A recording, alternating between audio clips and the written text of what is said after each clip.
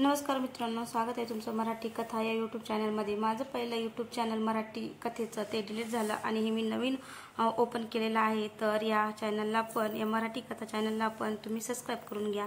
चला तर कथेला सुरुवात।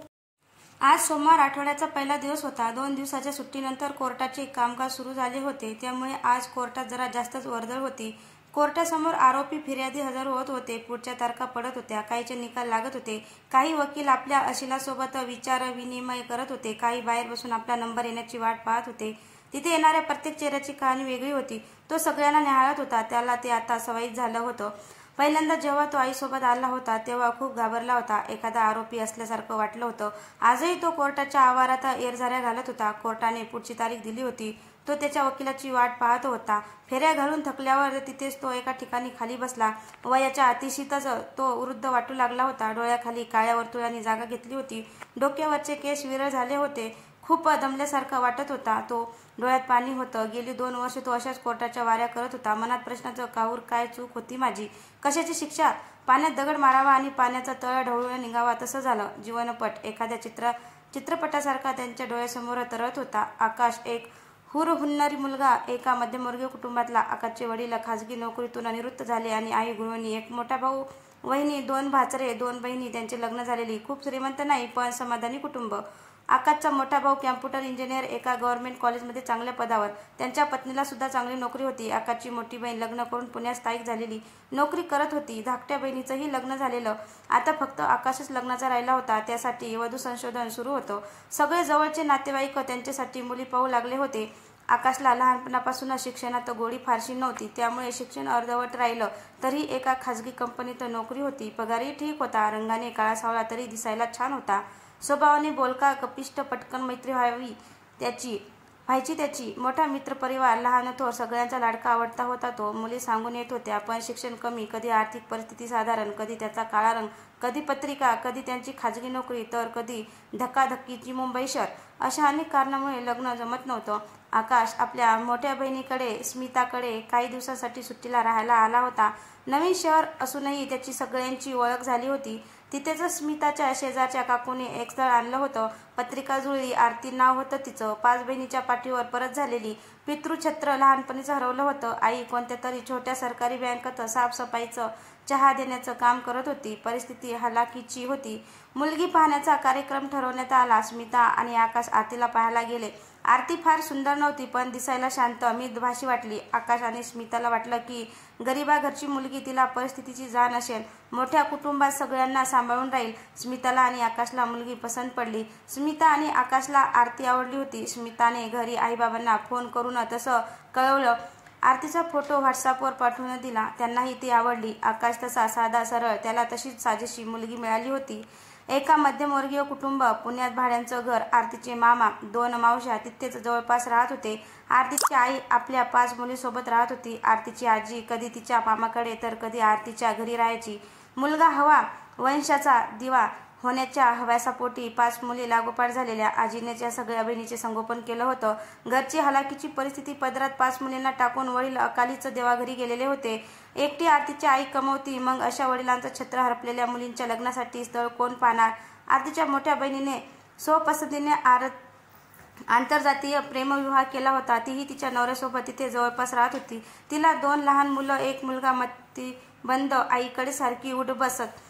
आरती 2 नंबरची आणि वाणिज्य शाखेतून पदवीधर झाली होती। आर्थिक ओढाताण, अजून 3 बहिणी लग्नाच्या 1-2 वर्षाच्या अंतराने। एकंदरीत काय तर आरतीच्या लग्नाने घरातलं खाणारं एक तोंड कमी होणार होतं। तिच्या आईचा आर्थिक भार कमी होणार होता। मुलांची पसंती झाल्यावर आरतीच्या घरचे मुंबईला आकाशच्या घरी आले। मुंबईसारख्या शहरात आकाशच्या वडिलांचं स्वतःचं घर, संसार, कुटुंब, गावी वडिलांपोर्जित थोडी शेती, मोठ्या भावांचं स्वतःचं घर, ही सारी सुख वस्तू पाहून आरतीच्या घरचे सगळेच आनंदून गेले होते। त्याच्याकडून होकार होता, सगळे खूप छान बोलत होते। आकाशच्या घरच्यांनाही वाटले, गरीब कुटुंब आहे, आरती मोठ्या कुटुंबात राहिलेली, या कुटुंबात सामावून राहील। आणि म्हणतात ना, मुलगी द्यावी श्रीमंताच्या घरी आणि सून आणावी गरिबांच्या घरची, म्हणून त्यांनाही या स्थळाची पसंती दर्शवली। आकाशलाही वाटलं, आपलं शिक्षण कमी, दिसायला सर्वसाधारण, नोकरीही अशी, आधीच या कारणामुळे नकार मिळाले।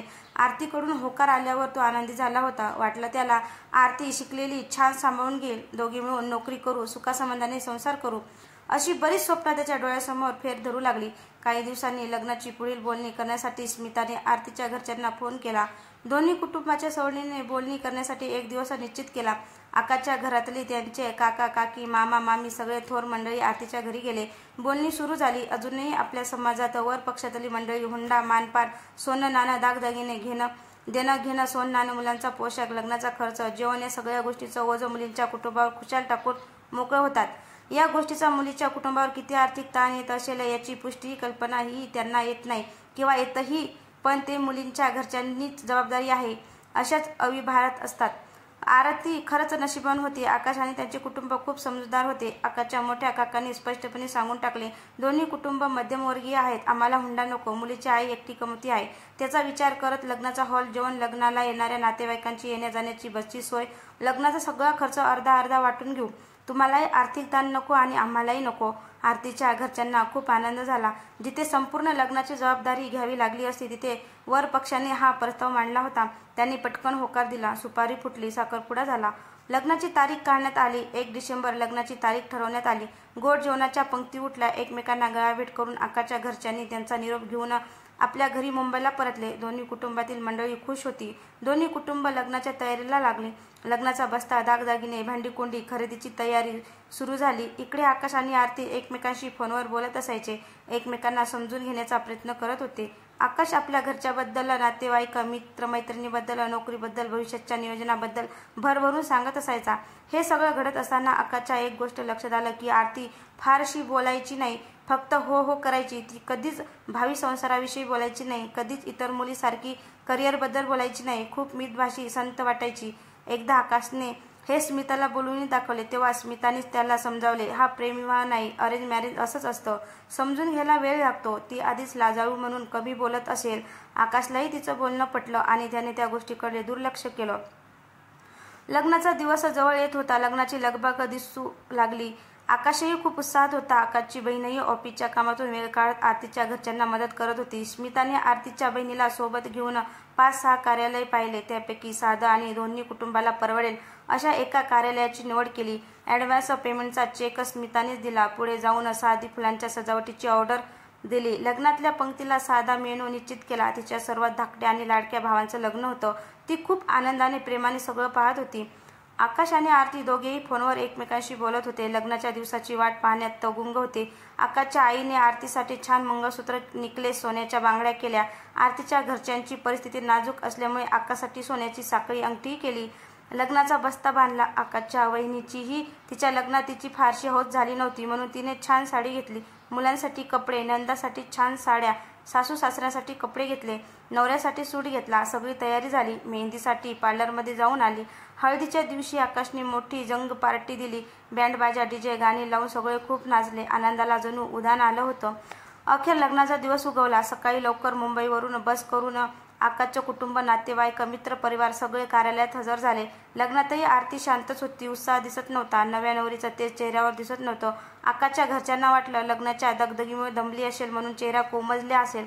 ठरल्याप्रमाणे सगळ्या गोष्टी न झाल्यामुळे आकाशच्या पाहुण्यांची गैरसोय झाली, नीट व्यवस्था होऊ शकली नाही। वर पक्षाकडून आलेले अर्ध्याहून अधिक पाहुणे लग्न होईपर्यंत उभेच। आकाशच्या घरच्यांनी तरी समजून घेतलं, घरात करता पुरुष नाही, आरतीची आई एकटी कुठे कुठे पाहणार, थोडं घेऊ सांभाळून। अखेरीस लग्न पार पडलं। आरतीच्या घरच्यांचा निरोप घेऊन सगळी वर पक्षातली मंडळी मुंबईला निघाली। आरतीने माप ओलांडून गृहप्रवेश केला। आकाशच्या घरच्या मंडळींना नव्या नवरीचे मोठ्या थाटात स्वागत केले। आरतीबरोबर तिची धाकटी बहीण पाठराखीण म्हणून सोबत आलेली होती। लग्नानंतरच्या विधी आटपून घेतल्या। सगळ्या देवदर्शनासाठी, कुलदेवतेची पूजासाठी त्यांच्या गावी जाऊन आले। गावचं घर शेतीवाडी पाहून झालं, देवदेव झालं आणि सगळे मुंबईला घरी परतले। स्मिताने लग्नात भेटवस्तू देण्यापेक्षा आकाश आणि आरतीसाठी केसरी टूरकडून गोवा ट्रिपची 2 तिकीट काढून दिली। आकाश आणि आरती फिरायला गोव्याला निघून गेले। आकाश आणि आरती गोव्याला फिरायला गेले। 2 दिवसातच परत आले। घरातले सगळे विचारत होते, का लवकर आलात? आकाशने कामावर लवकर रुजू होण्याचं कारण सांगितलं, पण दोघेही शांतच। दुसऱ्या दिवशी आरतीला माहेरी पाठवणी करायची होती।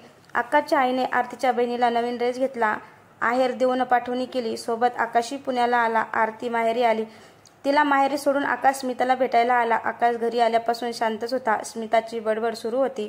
लग्नातल्या गमती जमती सांगत होती, पण त्याचं तिच्या बोलण्याकडे लक्षच नव्हतं। काहीतरी भिनसलंय हे स्मिताच्या लक्षात आलं।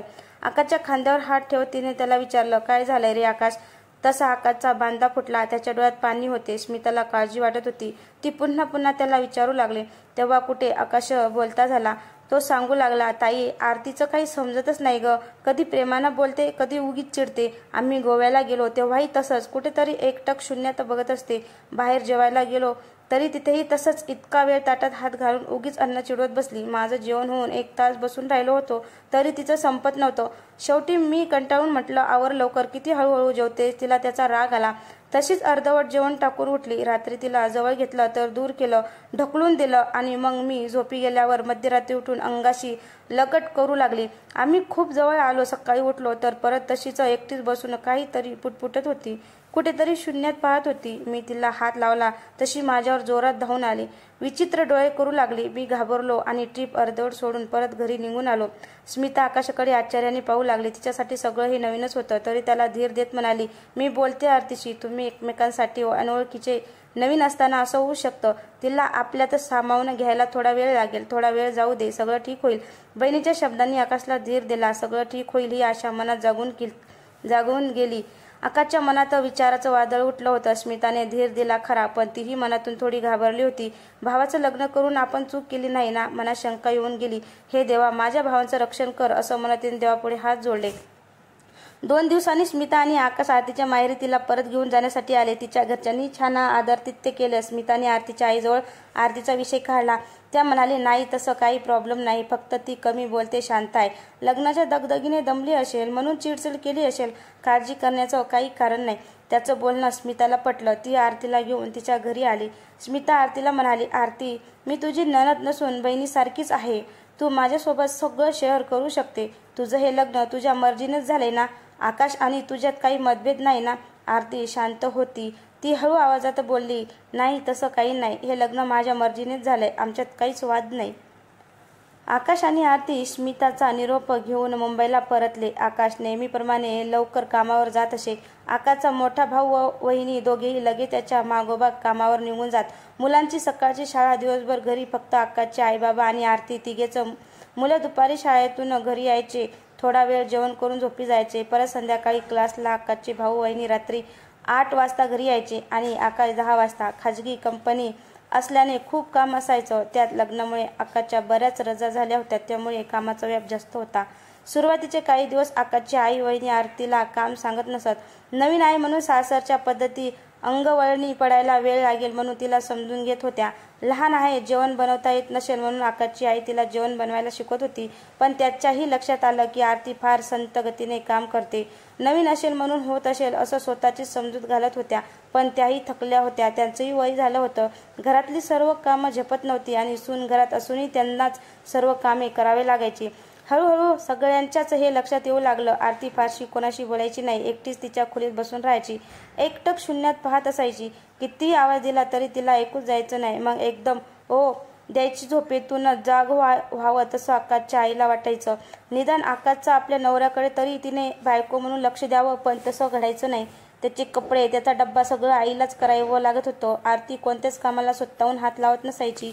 सांगेल तितकंच करायची. जेवण बनवता येत नसल्यामुळे सगळा भार आकाशच्या आई आणि वहिनीवर पडू लागला. घरात आरती असतानाही ऑफिसवरून येऊन घरातलंही तिलाच पाहावं लागल्यामुळे घरात दोघा नवरा बायकोमध्ये कुरबुर होऊ लागली. त्याचे पडसाद सर्व कुटुंबावर उमटू लागले. घरातली शांतता भंग पावली. आकाशच्या आईने स्मिताला सांगितले. त्याचबरोबर आरतीच्या आईलाही सांगितले.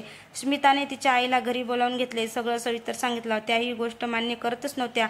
ती शांत आहे, फक्त बाकी काही प्रॉब्लेम नाही असंच बोलून राहिल्या. स्मिता म्हणाली, ती कामाला चपळ नाही, खूप सावकाश काम करते. तिला घरातलं काहीच काम येत नाही. तुम्ही आम्हाला सर्व खोटं सांगितलं की आरतीला सगळं येतं. कामाचं जाऊ दे, निदान घरात सर्वांशी मिळून मिसळून तरी राहायला हवं ना. एकटीच आपल्या खोलीत बसून असते. सगळ्यांचं नको, कमीत कमी नवऱ्याचं तरी पाहायला हवं ना. थोडी मंद आहे, जशी काही बोलेल समजत नाही, स्वतःच्या धुंदीत असते. असं कसं चालेल. झालं भांडण करण्यासाठी इतकंच कारण पुरेसं झालं. त्या तावातावाने भांडू लागल्या. तुम्ही चंचल मुलगी पाहायची होती. माझ्या मुलीला मोलकरणीची कामे देता, धुनी भांडी करायला सांगता. माझी मुलगी काय वेडी आहे का? असं कसं तुम्ही बोलता? आणि त्या रागाने निघून गेल्या. स्मिता गोंधळून गेली. तिला असल्या वादाची सवय नव्हती. तिलाच खूप काही बोलून गेल्या. एव्हाना तिच्या लक्षात आलं होतं आपण चुकीच्या लोकांशी सोयरी केली. कोणाशी बोलणार? सगळेच बायका बोलायला गेलं की भांडायला उठायच्या. काय करावं तिला काही कोणाला समजत नव्हतं.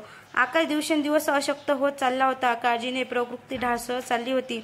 बायको म्हणून त्याला आरतीकडून कोणतीच सुख मिळत नव्हतं. बाहेर ऑफिसची चिंता आणि घरी आल्यानंतर आईकडून आरतीविषयी ऐकायला मिळायचं. तो खूप वैतागला होता. कोणी मित्राने त्याला सांगितलं की दारू पिल्याने दुःख कमी होतं म्हणून तो दारू पिऊ लागला. चांगला मुलगा असा आदेश धडीला लागला होता. दारू पिऊन आला की तो कोणाशीच न बोलता न जेवता झोपी जायचा. तो कोणाला त्रास देत नव्हता पण स्वतःला त्रास घेऊन घेत होता. लग्नाला 3 महिने झाले होते पण घरात आनंद नव्हता. आरती तशीच वागत होती. तिला इथे राहायचं नव्हतं. तिने तसं आकाशला सांगितलं होतं. त्यालाही वाटलं रोज वाद घालण्यापेक्षा तिला तिच्या घरी सोडून आलेलं बरं म्हणून तो तिला तिच्या माहेरी सोडून आला. आरती माहेरी आली. काही दिवसांनी तिच्या आईचा आकाशच्या घरी फोन आला. आरतीला बरं वाटत नव्हतं. आकाश लगेच आरतीला भेटायला आला. स्मिता बरोबर होतीच. आरतीला जवळच्या क्लिनिकमध्ये घेऊन गेला. तिच्या काही टेस्ट झाल्या. आरतीला दिवस गेले होते. लग्नानंतर दुसऱ्याच महिन्यात ही बातमी, खरं तर बातमी आनंदाची होती पण आकाश चिंताग्रस्त झाला. आरतीला स्वतःला नीट सांभाळता येत नव्हतं. ती अजून एक जबाबदारी घेऊ शकेल का? प्रश्नाचं काहूर माजलं होतं. स्मिताने आकाशला पुन्हा एकदा धीर देत सगळं नीट होईल अशी खात्री दिली. ती म्हणाली, लग्न झालंय आता निभावून नेलं पाहिजेत. एखादं मूल झालं, जबाबदारी पडली की सुधारेल ती. आई झालं की सगळंच बदलतं बाळा. तिच्या बोलण्याने आकाशला पुन्हा एकदा आशेचा किरण दिसू लागला. कदाचित सुख येईल असं वाटू लागलं. आरती आणि आकाश काही दिवस स्मिताकडे राहिले. स्मिता नेहमी तिच्याशी संवाद साधण्याचा प्रयत्न करायची. स्मिताच्या आयुष्यात काही वाईट घटना घडून गेलेल्या, समाजात वावरताना आलेले वाईट अनुभव आरतीला सांगायची. आताही घरात फक्त 4 माणसंच होती. सगळे कामानिमित्त बाहेर असायची. ती एकटीच घरात. फक्त 4 माणसाचं काम करावं लागायचं पण तरीही ती निरुत्साही असायची. स्मिता तिला समजावून सांगायची, छान दिसावं, नवऱ्याला आवडेल असं राहावं, पण सगळं जसे ते सुधारणा नव्हतीच. आरतीला 6वा महिना सुरू झाला होता. तिची आई घरी येऊन आरतीला घेऊन गेली, तेही वाद करून. गणपतीच्या दिवसात घरी देव बसले तरीही वाद झालाच. अगदी आकाशची बायको सांभाळण्याची लायकी काढण्यापर्यंत, भाड्याने घर घेण्याची ऐपत नाही, बऱ्याच गोष्टी बोलून गेल्या. आता मात्र स्मिता संतापली. तिच्या भावाची लायकी काढण्यापर्यंत मजल गेली होती म्हणून तीही वादाला पेटली. शब्दाने शब्द वाढत गेला. एकमेकांच्या घराण्यावर, चारित्र्यावर शिंतोडे उडवले गेले आणि नात्यात दुभंग पडत गेला. आरतीची आई आरतीला तिच्या घरी घेऊन गेली पण त्याही अवस्थेत आकाशने आरतीची साथ सोडली नाही. त्याने स्मिताशी वाद घातला. गरोदर बायकोला झालेला त्रास पाहून त्यालाच वाईट वाटले होते. तो रागाने स्मिताच्या घरातून परत मुंबईला निघून गेला. बरेच दिवस दोघे बहीण भाऊ एकमेकांशी बोलत नव्हते. सगळी नाते एक नातं जपण्यासाठी विस्कळीत झाली होती. एकत्र कुटुंब विभाजित झालं होतं. घरातला आनंद, शांतता लोप पावली होती. आरतीने एका मुलीला जन्म दिला. गोड सुरेख मुलगी सोनपरी जन्माला आली. इवलेसे डोळे, गोरा रंग, सोनपावलाची नाजूक जीवनीची सुंदरी, सोनचाफ्याची पाकळी. जशी आरतीच्या घरची परिस्थिती नाजूक म्हणून आकाशने हॉस्पिटलचा खर्च म्हणून तिला 10,000 रुपये दिले. आई आणि बाळ दोन्ही सुखरूप होते. सगळं ठीक झाल्यानंतर आरती हॉस्पिटलमधून घरी आली. घरी आल्यावर तिला परत त्रास होऊ लागला म्हणून त्यांनी तिला दुसऱ्या डॉक्टरांना दाखवून दिलं. तेव्हा लक्षात आलं की आरतीच्या शस्त्रक्रियेच्या वेळेस काही अडचणी आल्या आणि शस्त्रक्रिया चुकीच्या झाल्या. हे कळल्यावर तर तिच्या घरच्यांना पारा अजूनच चढला आणि त्यांनी रागाच्या भरात हॉस्पिटलमध्ये डॉक्टरांनाच मारहाण, तोडफोड केली. हॉस्पिटलमधल्या स्टाफने पोलिसांना फोन केला. पोलिसांनी त्या सर्वांना पोलीस कोठडीत 3 दिवस बंद केले. पेपरमध्ये बातमी छापून आली. आता काही दिवसांनी आकाश, त्यांचे आई वडील, मोठा भाऊ, वहिनी सगळेजण आरतीला परत मुंबईला घेऊन जायला आले. आरतीने आपलं सगळं सामान पॅक केलं आणि छोट्या बाळाला घेऊन मुंबईला आली. आकाश आपल्या कुटुंबासोबत आरती आणि मुलीला घेऊन आपल्या घरी मुंबईला आला. लहान मुलीच्या येण्याने घरात पुन्हा एकदा आनंदी वातावरण निर्माण झालं. सोनपरी, तिचं गोड लोभ, सवा आणि हसणं अगदी भुरळ पाडण्यासारखं. आकाशच्या भावांची मुलेही लहान बाळांच्या येण्याने खुश होती. आजी आजोबा नातीचं करण्याचं व्यस्त झाली. सगळं छान झालं असं वाटत होतं. पिलूच्या येण्यानं स्मिताही राग विसरून आपल्या भाचीच्या गोड किमया पाहण्यात गुंग झाली. मागचं सगळं विसरून परत आकाशशी बोलू लागली. सर्वांना वाटलं आता आरतीमध्ये सुधारणा होईल. आईची जबाबदारी अंगावर पडली की बरोबर तिला समजून लागेल. पण तसं काहीच घडलं नाही. उलट ती जास्तच वेंदळेपणा करू लागली.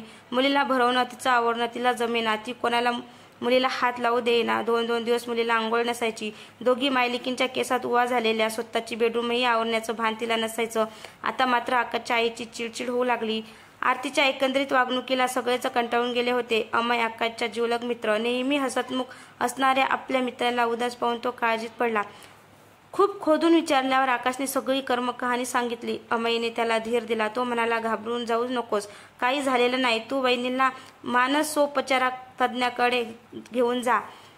जात नाहीस हे ऐकून आकाश अमयवर खूप चिडला. रागावून म्हणाला, तुला काय म्हणायचं? माझी बायको वेडी आहे, डोकं फिरलं का तिचं? अमय शांतपणे म्हणाला, आकाश, तिथे उपचार घेणारी माणसं वेडी असतात असं कोण म्हणतं? मनावर कधी कधी आघात होतात आणि संयम सुटतो, भान हरपतो. काही नसेल तर ठीक आहे, दाखवून घ्यायला काय हरकत आहे? आकाशला त्याचं म्हणणं पटलं.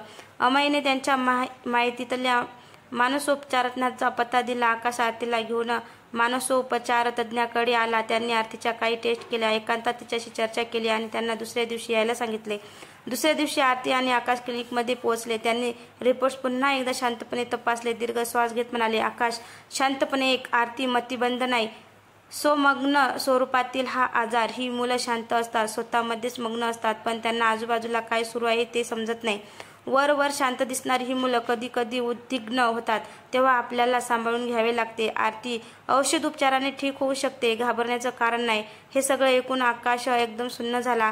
काय बोलावं त्याला समजेना. आता त्याला आरतीच्या आतापर्यंतच्या वागण्याचा अर्थ समजू लागला. डोळ्यात पाणी होतं. त्याने डॉक्टरचा निरोप घेतला, मेडिकलमधून लिहून दिलेली औषधी घेतली आणि रिक्षा करून आरतीला घेऊन घरी आला. आकाश घरी आला, शांतपणे आपल्या खोलीत बसून होता. आई कधी खोलीत आली त्याच्या लक्षात आले नाही. आईने मायेने पाठवून हात फिरवत विचारलं, काय झालं बाळा? त्याला खूप भरून आलं होतं. आई, आपण फसलो ग, एवढे शब्द त्याच्या तोंडातून बाहेर पडले आणि तो आईला पोटाशी घट्ट मिठी मारून धाय मोकून रडू लागला. आकाशने सारा वृत्तांत आईला सांगितला. आईला कळून चुकलं होतं, आपली फसगत झाली, चुकीच्या लोकांशी सोयरीक केली. तिने आकाशला समजावले. धीर देत म्हणाली, बाळ आकाश, लग्न झालं, एक मुलगी आहे, ती तुझी बायको आहे. त्या लोकांनी फसवलं हा विचार डोक्यातून काढून टाक. समज लग्न नंतर झालं असतं तर स्वीकारलं असतं ना? मग तसंच समज, आपण तिच्यावर उपचार करू, ती बरी होईल. स्वामी आपल्या पाठीशी आहे, काही काळजी करू नको, सगळं ठीक होईल. आईच्या शब्दांनी त्याला धीर दिला. त्यानंतर 2 ते 3 दिवस शांतपणे गेले. सगळ्याचं रात्रीचं जेवण आटोपलं. भांडी कुंडी घासून आकाशची आई वहिनी सगळे आपापल्या खोलीत झोपण्यासाठी निघून गेले.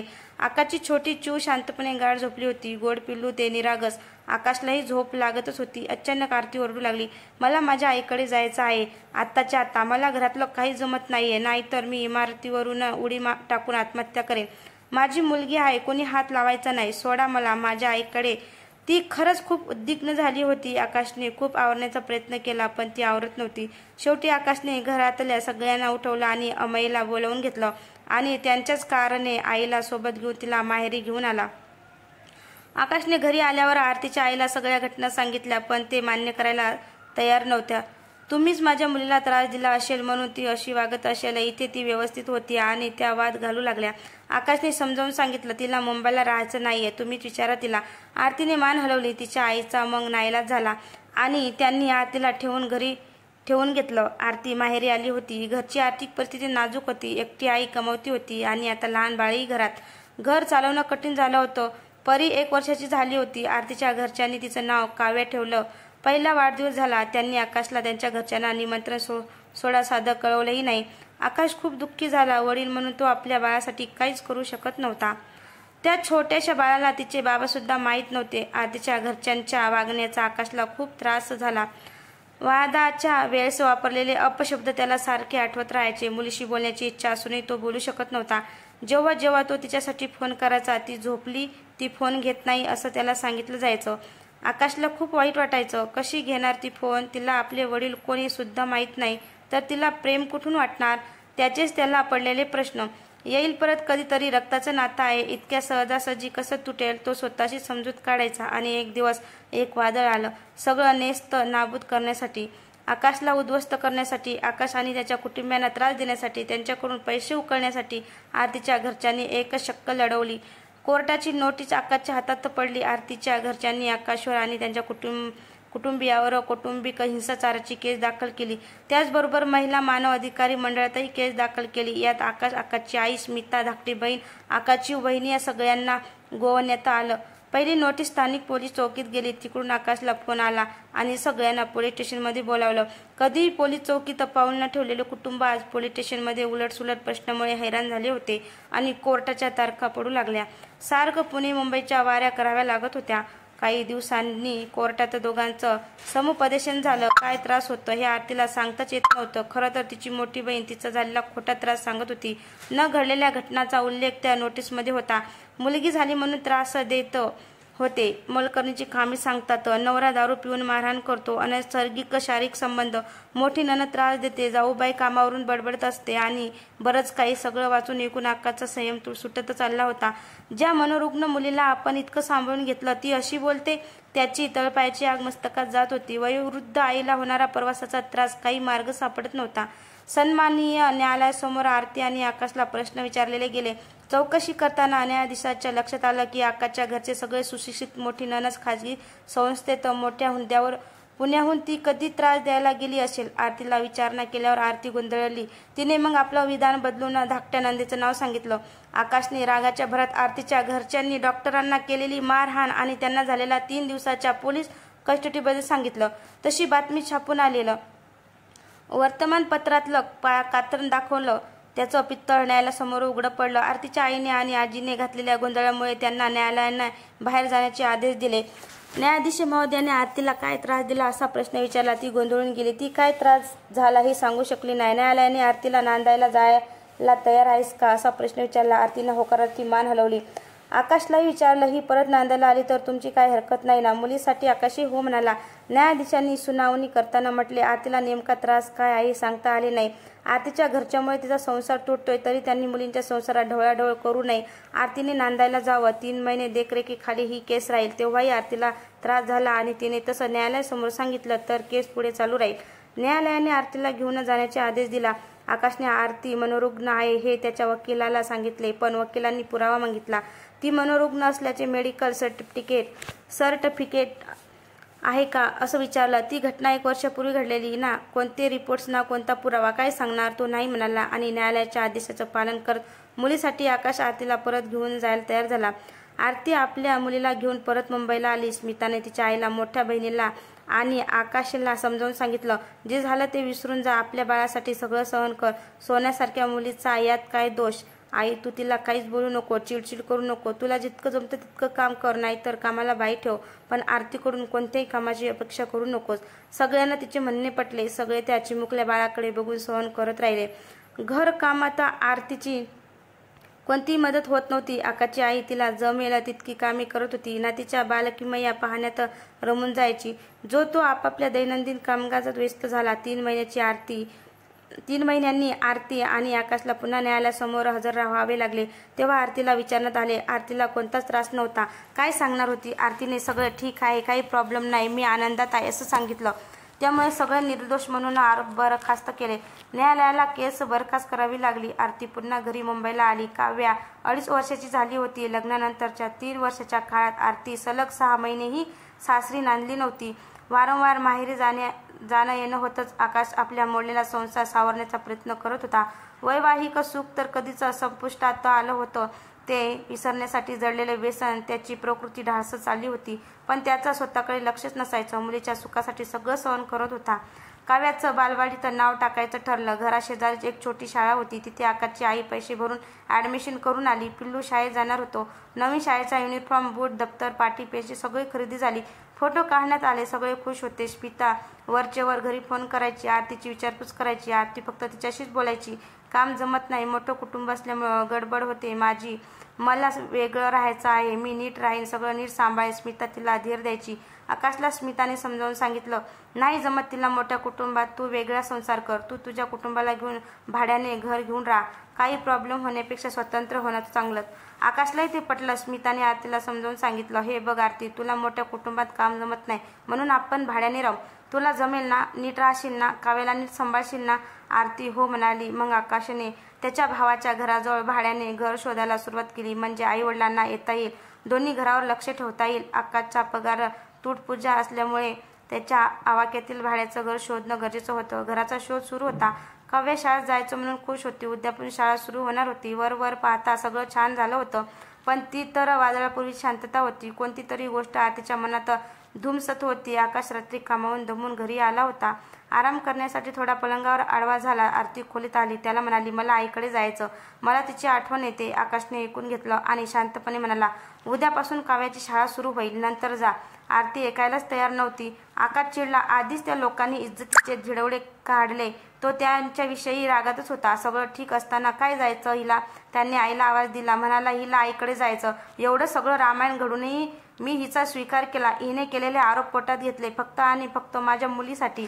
आता तिचंही नुकसान करायला निघाली. मी फक्त इतकंच म्हणतोय की तिला सुट्टी असते शनिवार रविवार, तेव्हा जाऊ, पण हिला आत्ताच ताबडतोब जायचं. हा काय खेळ आहे का? दर 2 महिन्यात माहेरी जाते, सासरी सलग 6 महिने तरी राहिलीस का? ही जर आता गेली तर हिला परत घेऊन येणार नाही. आईने स्मिताला फोन केला आणि सगळा वृत्त सांगितला. स्मिताने आरतीला फोन द्यायला सांगितले. तिने आरतीला विचारलं, काय झालं?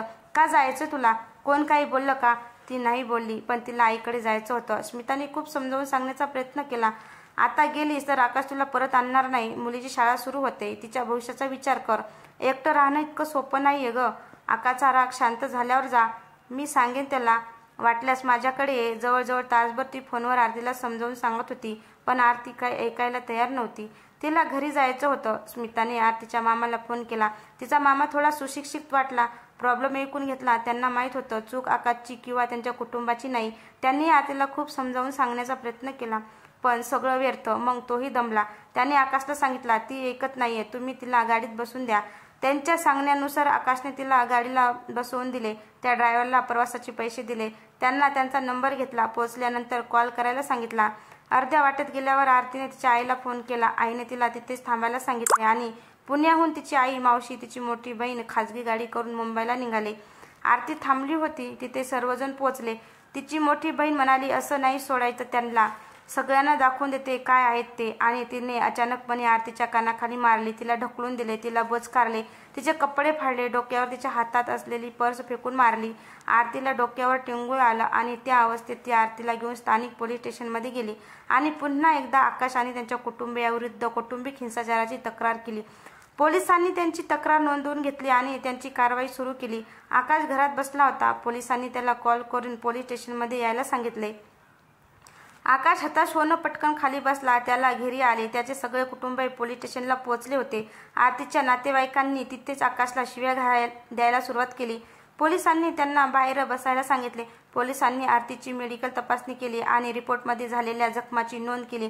आरतीच्या घरच्यांनी आपल्याच मुलीला मारून जो बनाव केला होता तो एक पुरावा म्हणून समोर आला आणि आकाशला अटक झाली. न केलेल्या गुन्ह्यात तो गोवला गेला. आरती आणि तिचे नातेवाईक रात्रीचे 2 वाजेपर्यंत बाहेर बसून होते. आकाश आणि त्यांच्या कुटुंबियांना अटक झाल्यानंतरच ते घरी पुण्याला परत गेले. आकाशचे सगळे कुटुंब पोलीस कस्टडीत रात्रभर. आकाशच्या मोठ्या भावाने त्याच्या एका मित्राला फोन करून बोलवून घेतले आणि जामीन करून घेतला. आकाश आणि त्यांच्या घरच्यांनी जमिनीवर सुटका झाली. आकाश आणि त्यांच्या कुटुंबियाची जामिनावर सुटका झाली. पहिल्यांदा एखाद्या गुन्हेगारांना डांबून ठेवावं तसा भास त्यांना झाला. समाजात, नातेवाईकात शरमेने मान खाली झुकवावी लागली. सोसायटीमध्ये छीथू झाली. घरातले वाद चव्हाट्यावर आले. या सगळ्या संकटामुळे तो उदास राहू लागला. सतत दारू पिऊ लागला. दारूचं व्यसन वाढत चाललं होतं. सतत घरीच बसून राहू लागला. त्यामुळे त्याची चांगली नोकरी सुद्धा गेली. इकडे आरती पुण्याला आईकडे राहू लागली. तिने कौटुंबिक हिंसाचार आणि घटस्फोटासाठी सिव्हिल कोर्टात 2 केसेस फाईल केल्या. घटस्फोट घेण्यासाठी तिने अर्जामध्ये महिन्याला पोटगी आणि मुलीच्या खर्चासाठी 10 लाख रुपये मागितले.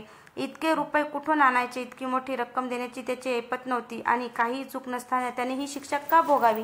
आज केस चालू होऊन 2 वर्ष होऊन गेली. आकाश कोर्टाच्या बाहेर त्याच्या वकिलाची वाट पाहत बसून होता.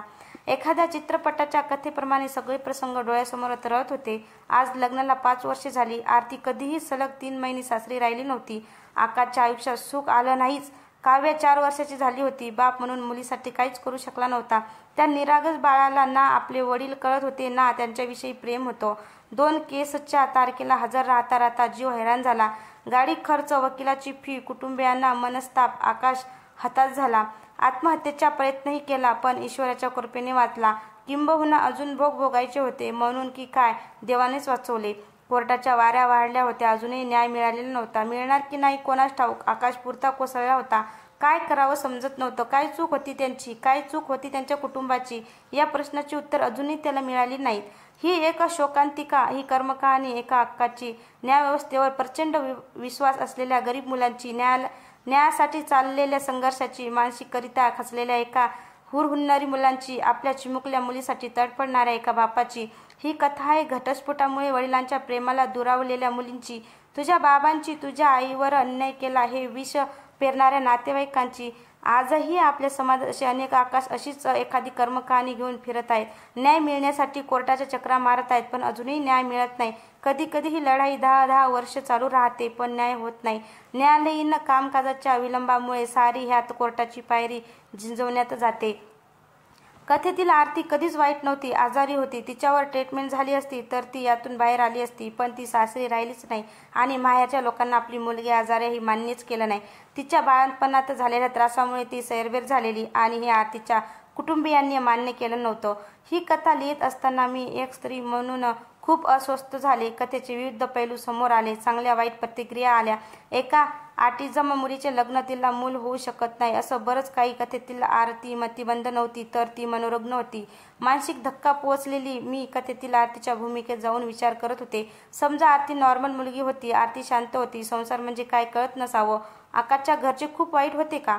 तिला त्रास देत होते का? पण मग स्मिता जीव तोडून सांगत होती, नको पडू घराच्या बाहेर. मुलींच्या भविष्याचा विचार कर. मी आहे तुझ्यासोबत कायम. एकटी स्त्री आपल्या मुलांचं संगोपन नाही करू शकत. हे मी माझ्यावरून सांगते. तुझा नवरा चांगला आहे ना, त्याच्याकडे बघ. मी तुला स्वतंत्र होण्यास मदत करते. मी तुला भाड्याने घर घेऊन देते. मग एका नॉर्मल मुलीने का नाही मुलींच्या भविष्याचा विचार केला? तिला त्रास होता सासरच्या लोकांचा म्हणजे नेमकं काय? त्याच्या बोलण्याचा आपल्या स्वतःच्या आधी का नाही विचार केला? मुलींच्या भवितव्याचा.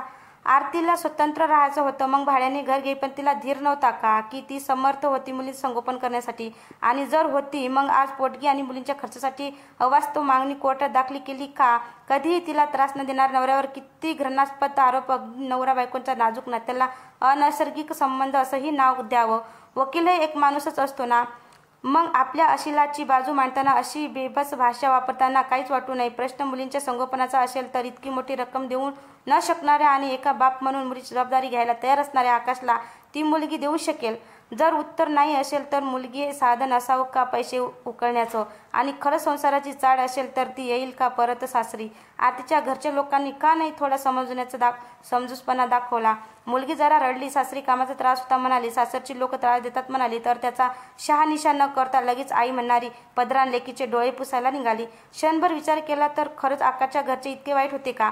आरतीच्या आईने का नाही निश्चय सांगितला, बाळ तेच तुझे आई बाबा आहेत, तेच तुझं घर, सहन कर थोडं. उलट एक घेऊन घरी तू पण असंच नाही यायचं राडा करून, घरी यायचं आकाशला धडा शिकून. ही त्याची भाषा. मुलीच्या घटस्फोटाचा अर्ज दाखल करणाऱ्या आरतीच्या घरच्यांनी तिचा संसार टिकवण्यासाठी किती प्रयत्न केले? आरतीला पोलिसात तक्रार करण्यात कोणी उद्योग केले? आकाशला आणि त्याच्या घरच्यांना पोलीस कस्टडीत दाबूनच त्यांचा आत्मा शांत होणार होता का?